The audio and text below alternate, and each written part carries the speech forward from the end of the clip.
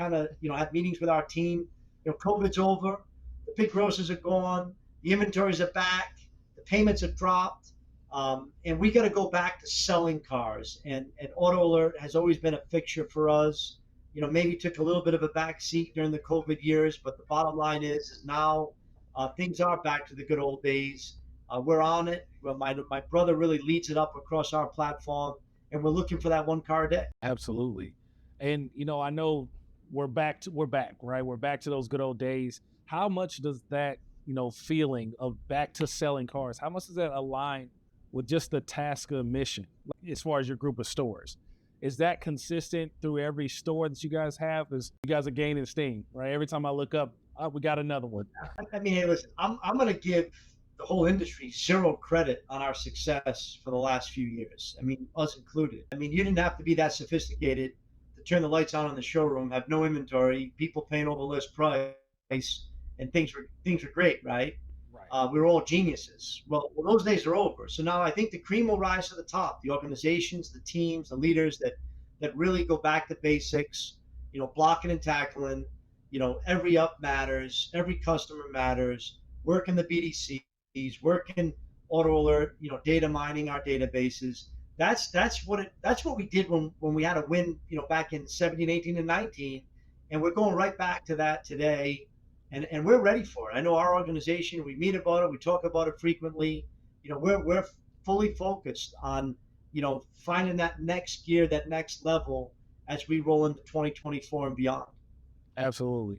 So let's dive into it. Let's get into some of the minutia, because I think there's a cautionary tale that you can provide to the audience. What happens when you slack on not only, AutoAlert and your data mining tool? What happens when you just kind of fall into the comfortability of the situation? I don't need any tools, like you mentioned it. We're all geniuses because circumstances, but what's the fallout from that? I mean, hey, listen, good times create bad habits. It's happened recently. You can turn the clock back 50 years. It happened back then as well.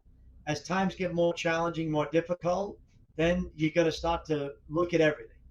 Your processes, what you were doing, not doing, what vendors got to go and what vendors do we have to double down on.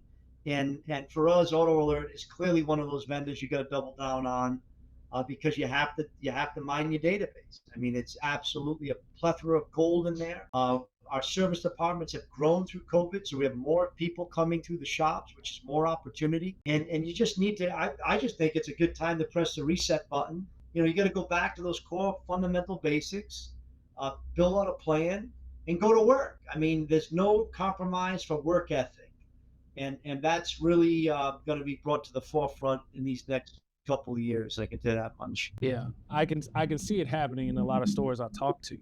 And, the work, you just got to do the work. So when it comes to the AutoAlert platform, how do you and the managers keep this team using the tool? Because that's the key. You have to use it. So what is your go-to for your management to keep the feet to the fire? We have a couple different things. My brother at a high level is always mining the lowest hanging fruit, sending them out across the platform and expecting answers. The managers, we ask it at the managers level, listen, pick 5 or 6 a day.